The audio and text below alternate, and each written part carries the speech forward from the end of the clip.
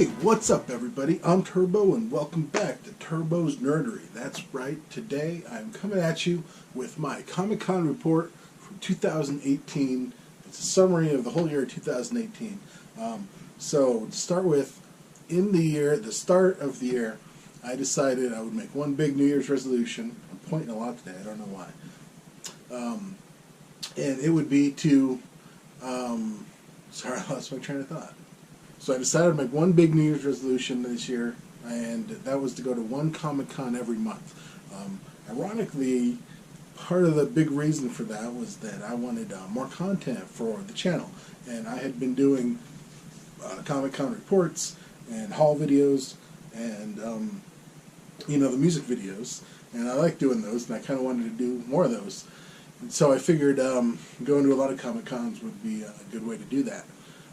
So I was able to stick to the resolution, and I did go to 12 Comic-Cons in 2018, almost one every month. I did 2 in May, I did not do one in August. Just my schedule, I knew I was going to miss one. So when I had the opportunity to do 2 in May, I jumped on it. And then when I couldn't do one in August, it wasn't a big deal. But I was able to get in 12 on the year, and that was awesome. The irony that I mentioned before was that between all the Comic-Cons I was going to, prepping for the Comic-Cons, and traveling. I traveled a lot for work this year. So I took quite a bit of footage at most of the cons. Some of the cons I didn't take hardly any video, especially when I got around 7, 8, 9, because I knew I wasn't doing a good job of editing the video and putting it up, so I figured, why bother? And when I go to the cons, I don't go just take videos. I like to go get autographs. I'm a big autograph hound, and original art as well. So in terms of autographs, over the year I went from, I think when I started the year I had 2 short comic boxes full of autographs, and now I have 9 of these short white comic boxes full of signed comics, which is crazy. I got so many comics signed this year. But that's kind of my thing. I try to make sure I bring a comic for almost all the artists. If they've worked on a comic, I try to find one, dig one up that they've worked on, have them sign it. And of course, some artists, I have a lot of their stuff, so sometimes I'll bring quite a few comics for an artist to sign it. Wow, man, they add up after a while. So anyway, the goal of today's video is to bring you just a little snippet from each of the Comic-Cons I went to this year, because I haven't been doing a good job of doing summaries of all of individual ones and putting up the videos. I'm still going to do the music videos for the Comic-Cons I have enough footage for, you know what I'm saying. I'm going to try to do them if I got enough footage. If it's going to be interesting. If it's not that interesting, then I'm going to save my time and I'm going to save your time. But if something interesting is coming together out of the footage, I'll definitely share that. But in the meantime, I want to talk about the Comic-Cons. And now, some of these Comic-Cons were big, some of them were little. I went to a couple cons in Long Beach, and those were pretty quaint. I also went to San Diego Comic-Con for the first time this year, and that was enormoid. It was enormous. It was huge. It was mind-boggling. I was trying to make up a new word to describe it. that's how crazy it was. But anyway, but I don't want to go into too much detail on all of them or any of them really, so I decided a structure where I talk about my top 3 moments or stuff I got from each of the Comic-Cons, and we'll just rattle through them 1 through 12. These are in not numerical order, kind of numerical. They're calendar order. They're in temporal order, I guess you would say, from January through December, not from best to worst or smallest to biggest or anything like that. So kicking this off was January. I flew down to Albuquerque, New Mexico to go to a Comic-Con. I got a cheap flight, got a room for free, didn't need a rental car. I just Ubered to the hotel, which was right next to the convention center, and then walked back and forth. It was great. Now, just as a note, a few of these cons I traveled out just for the con. Most of them I was already traveling for work, or I was in the neighborhood. But a few of them I traveled for. In Albuquerque, I was going to be working in New Mexico later in the year, but I hadn't started yet. But like I said, it was a cheap flight. It was very inexpensive for me to get down there, and I knew that Amanda Connor and Jimmy Palmiotti were going to be there.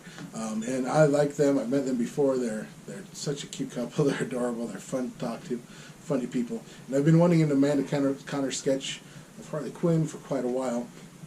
And luckily, the con was not that busy. It was pretty slow, and she was able to do a sketch. If it's busy, she doesn't do sketches because she likes to take time to talk to each person who comes up for an autograph. She doesn't rush through anybody. Sometimes she has a line. So sometimes it's tough to get a sketch from her, but I was able to get a Harley sketch, which was awesome.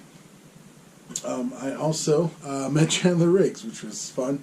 I got a photo op with him and autograph, and that is, of course, Carl from The Walking Dead. And one of the fun parts was after I met him and got his autograph, but before my photo op, I met this young lady who was like totally starstruck just by being close to him and seeing him sitting there signing autographs.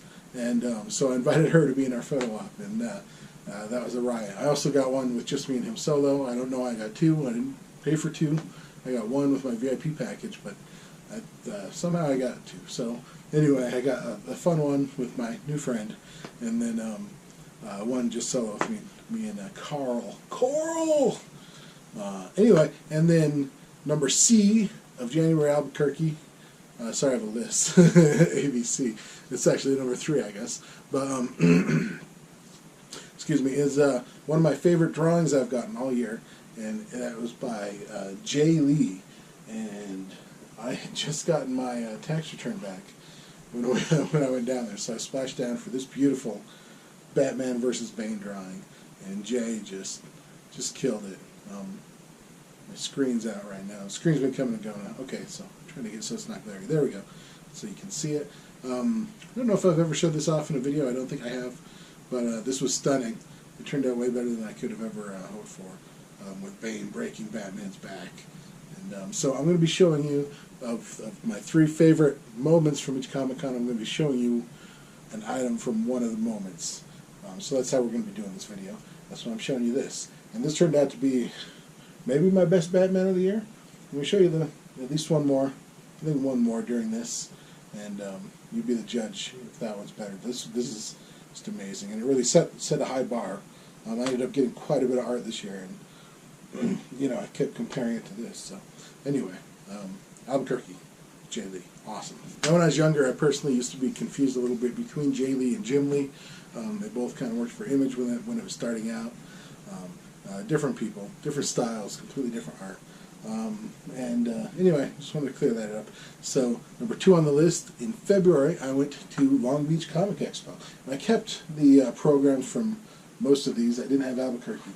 But, so here's the Long Beach Comic Expo, and signed by the artist of the cover, who was, oh shit, I forgot his name. Steve Ellis. Steve Ellis signed this, and he was a nice guy. I got a sketch from him too. I got the VIP package for Long Beach, and it was like, I think just $10 more than your weekend pass. And it came with a sketch from Steve Ellis, and you got a special edition, Only Living Boy, which is a fun comic. Check it out if you never have. And anyway, I probably won't talk about all the programs, but I kind of wanted to intro that. But top 3 moments from Long Beach. Number 1 was attending with my good friend E-Dub and his daughter Sasha.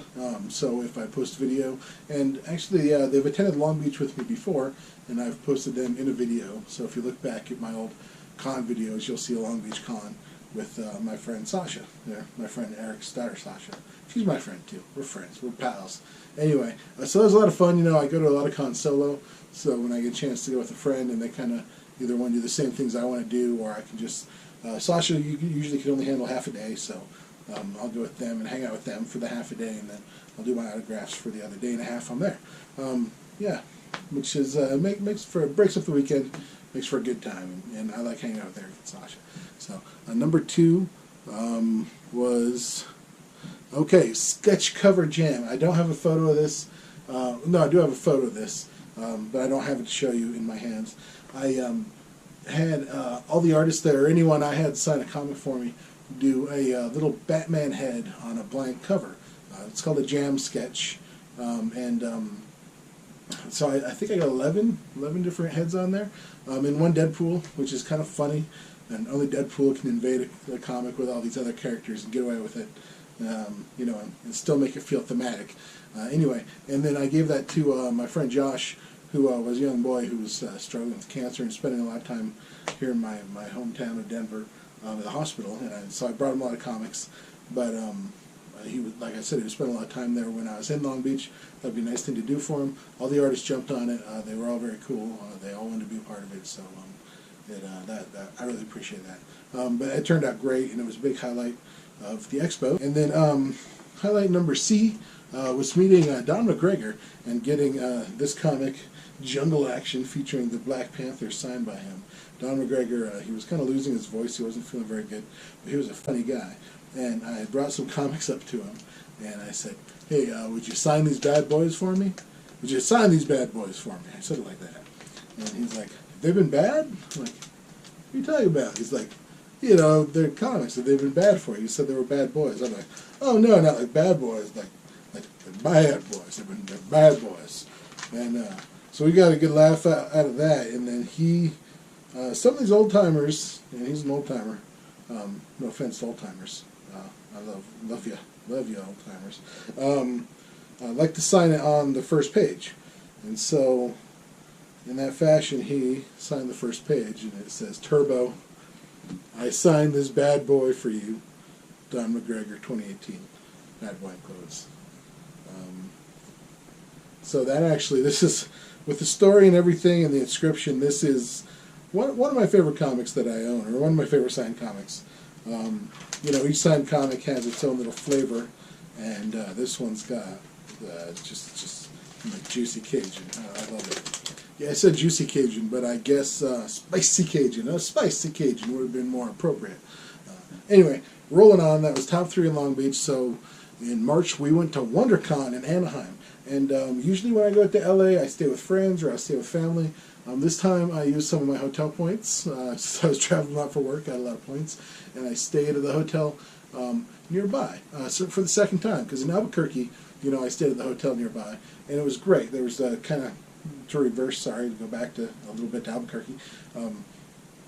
There was a big party, you know. There was a karaoke party. And a lot of the attendees were there, and then some of the talent was there, like Charles Fleischer, who's the voice of Roger Rabbit. I had met him earlier in the day, bumped into him at the bar, and then hung out and had, you know, a drink with the best damn Jack Sparrow I've ever seen in my life.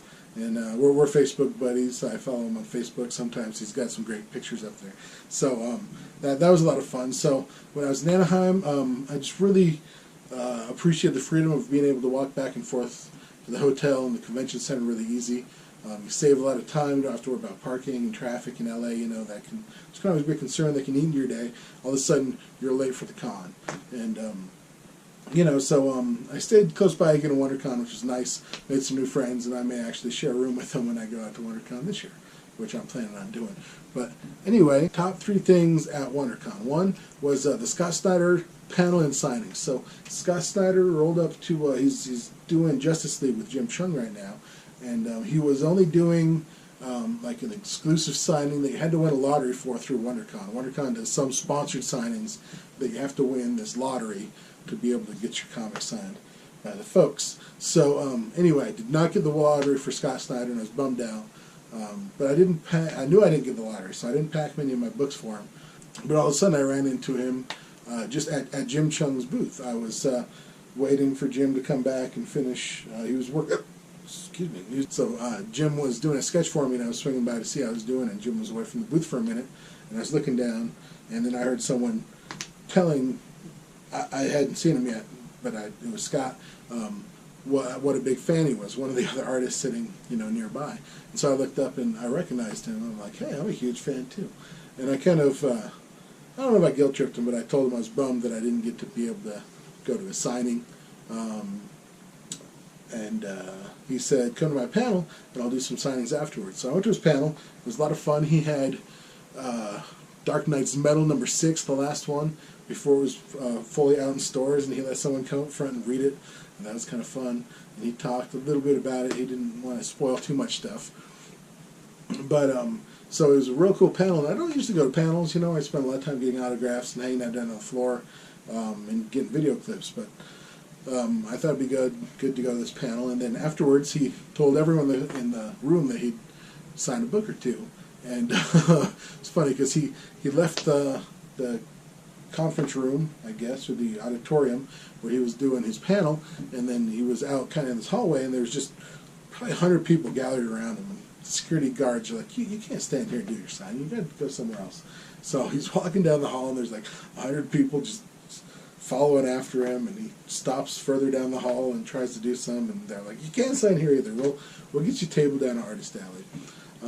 So they get him a table, empty table down in Artist Alley.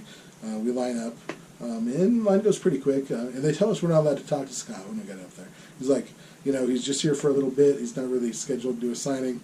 He just wants to sign the people's books and lines and then get out of here, which is cool. It's nice for him to go out of his way to do some extra signings.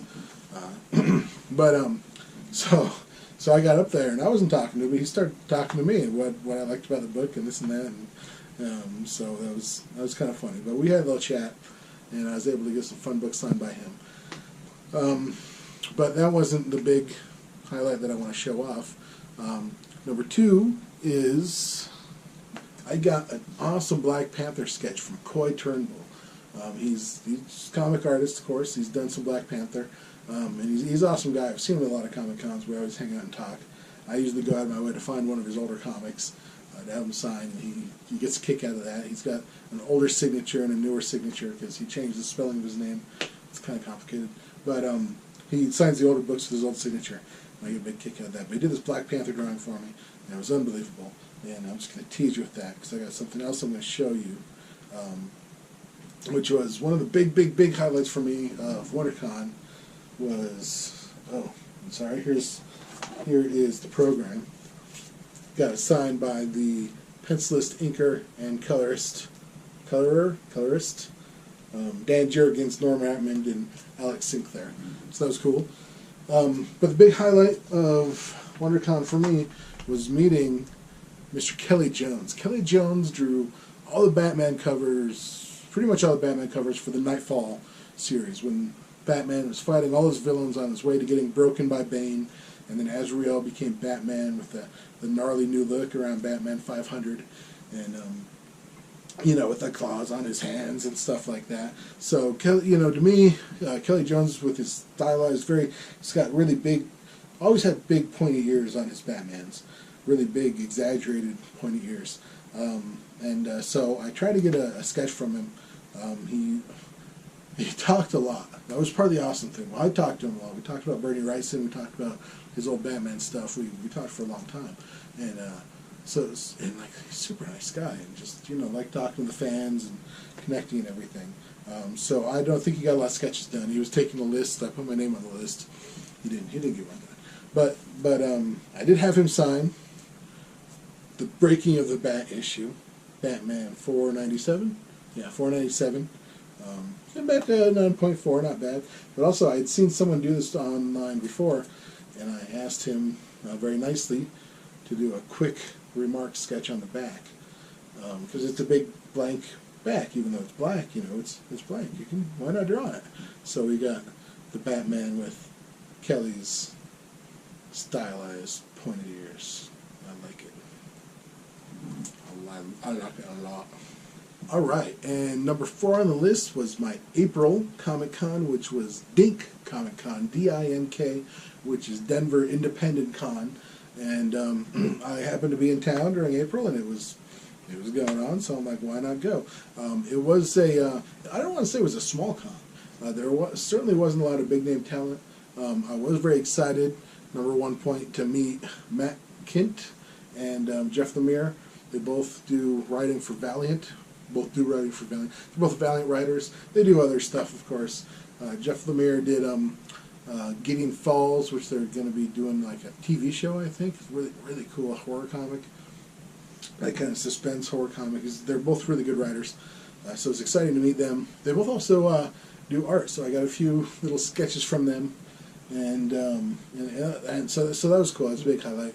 I complained, I think, to Jeff that not much Valiant talent comes out, or at least they don't come out west. I go to a lot of West Coast Comic Cons, Western Comic Cons, and we don't get a lot of Valiant talent out there. And he said they were too busy meeting their deadlines, which cracked me up. But it was cool to meet those guys. And there wasn't a lot of other big names. James O'Barr, who created The Crow. I'm a big Crow movie fan, not so much the comic book, so I didn't want to dive in and talk too much about the movie. I didn't know how I'd feel about that. So anyway, but it was cool to meet him. John Leguizamo was there signing his autobiographical comic called Ghetto Clown, and then he also had written some other comics. So that was cool. I met him on an airplane once, and it was fun to kind of remind him of that. He didn't remember me, certainly, but he was a nice enough guy, and it was fun to talk to him again.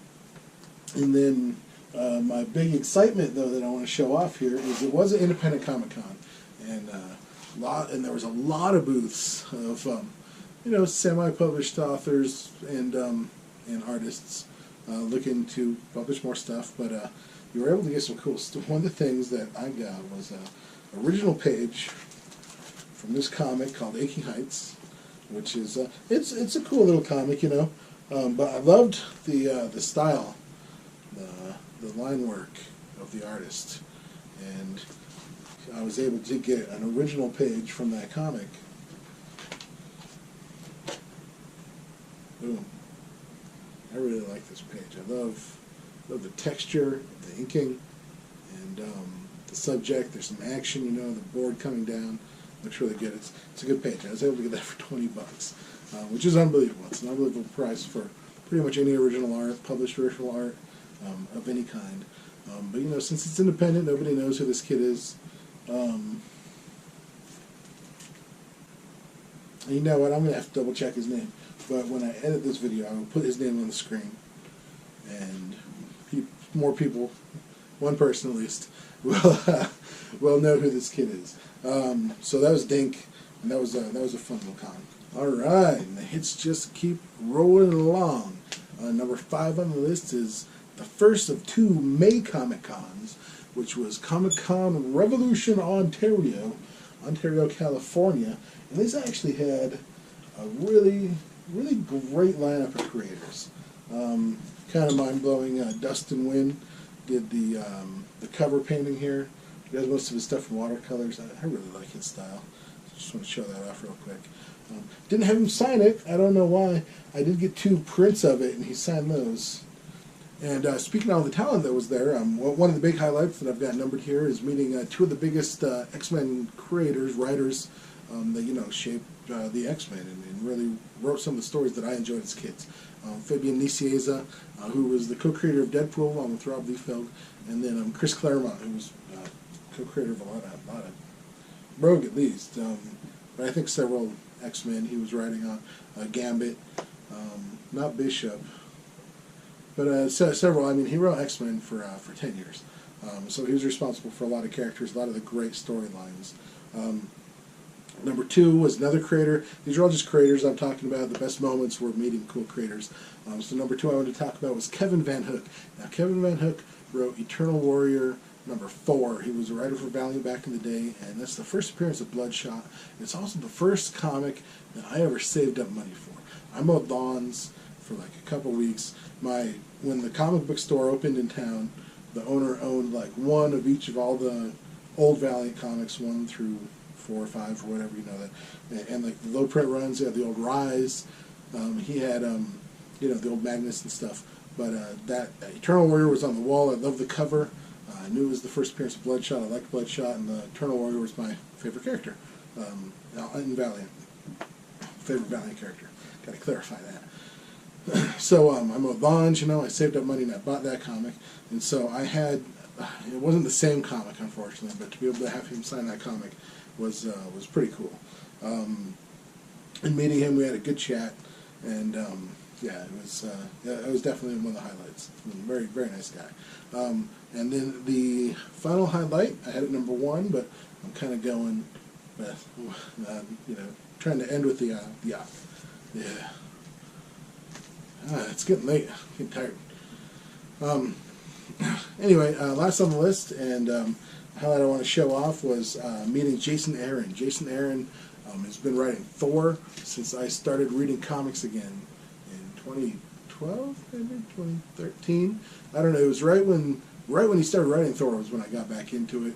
It was the Gore the God Butcher series, and it was so cool. It was like a Thor detective story. Never read anything like it before, and it really sucked me back into comics. And so meeting Jason Aaron was very cool, and I knew I was going to be excited about that. And so I actually asked someone to do a sketch cover of Thor, and leave a place for Mr. Jason Aaron to sign it on Mjolnir, the hammer. So the cover was drawn by Eric Niedeltowski. I think that's how you say it. He goes to a lot of cons, especially out west. He does great covers. I think he makes a living doing prints and commissions and stuff like that. My friend Roan got a great Boba Fett from him, and I got this Thor, and I love it. And then you see the Jason Aaron. I was thinking about doing asking him to do a clever inscription, but couldn't come up with anything clever enough, I guess. That's a fail on my part. Okay, and rolling on to the second Comic-Con in May, we have the Phoenix Comic Fest, which was in Phoenix. It's good to be a long video. Hold on a second. And the cool thing about it being in Phoenix is that my buddy Roner lives there. And so I was able to stay with him, meet his lady friend who I hadn't met before, and she's very cool. And I miss hanging out with the brothers. So it was really cool to see him and hang out with him. He loves going to Comic Cons. He liked how prepared I was. He was able to, I sent him my list. I get really prepared for these, by the way. I'm going to put together some videos too, how you could prepare for a Comic Con, a good Comic Con experience. But he was impressed by my preparation. It was nice to, and we went to see Solo. Solo just came out, and so we went and saw that, and it was just a really great weekend. Hanging out with a good buddy and doing the Comic Con. He was down to just hang out with me in line and get autographs and stuff and some sketches. He was into the same stuff I'm into, which not everybody is. People go to Comic Cons for different things, so that's priceless. Anyway, besides hanging out with Roan, which was my top favorite thing, oh yes, dinner with John Layman. So John Layman created Chew. He was the writer of Chew. He just put out a book called Outer Darkness, which is super cool. It's like a horror Star Trek comic, and I'd check it out if I was you. He's also writing a book called Leviathan right now. Funny guy, man. But I went to have dinner with my buddy David Barron, who's a comic book colorist and a writer. He's been in the industry for a long time, so he's got friends and stuff. We were just hanging out, ordering our food. It's a weird English pie place. You get all these, Americanized English pie, something weird, but it was good. But so we were ordering our pies and getting our brews, and talking. This dude introduced himself as John, and I'm Turbo, and just chatting for a while. And then after a while, I hear him talking about like Chew and something about like with he's been. Well, a lot of these comics are trying to get on TV and stuff, and Chew's been in a lot of different talks for a long time.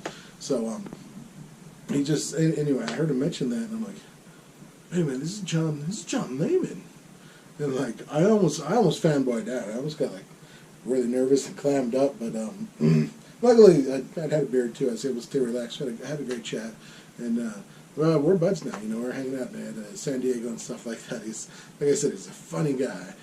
I'll hang out with John Layman any day of the week. So that was a highlight there of the Phoenix Comic Fest. And the thing I want to show off, I don't know, I need to look, was I was able to get this cool Batman number 13 comic with the great cover, signed by Capullo, Scott Snyder, Jonathan Glapion, and James Tinian in the cool green paint pen. I hope that comes out good on the screen. I don't know if you can see it. I'm trying to make sure there's no glare. It shows up better on the dark places. Capullo's up on the forehead. It's a little, a little faint. But man, I like the way it turned out. I love the way the green kind of pops with the green. And this is, the start of the Death of the Family storyline, which was the big return of the Joker in the New 52. It was an alright storyline. Nobody really died. And then Damian Wayne died right after that in a totally unrelated book. And that kind of cheesed me off. I buy all these comics expecting someone to die. Nobody dies. And then all of a sudden, the comic I don't get, there goes Robin. Anyway, also I love that it came back 9.8. 9.8s are great. Certainly not looking to sell this though. This is for the personal collection. And yeah, this was so. Anyway, there was a lot of great creators there, and it was cool to meet Capullo again. I think I met him. Yeah, I met him before and Scott before. I met most of these guys before, but it's always cool to see them get your books signed. They're always putting out new stuff. So anyway, I love the way this turned out. All right, moving right along. You know, I'll check how long this is. I may end up breaking it here and doing 2 parts because it's halfway through. All right, well, I tried to edit all that video together, and I was going to just make one big video, and it made my video editing software crash. I can't handle videos that long, or maybe just not that many clips. Anyway, I decided to cut it all up because, you know, I can't keep a good train of thought going. Anyway, so that's going to wrap up part 1. Come on back. I'm going to post really soon, maybe today, part 2, which covers July through December, starting with San Diego Comic-Con. So make sure you come back for that. And thank you for watching this video. I know it's one of my longer ones, so if you stuck around this long, thank you very much. And yeah, coming back for the next one. Like this video, subscribe if you haven't, leave a comment down below, you know. Did you go to any Comic-Cons this year? What was your favorite thing you did? Or any con-like event, you know, feel free to leave a comment. And until next time, be excellent.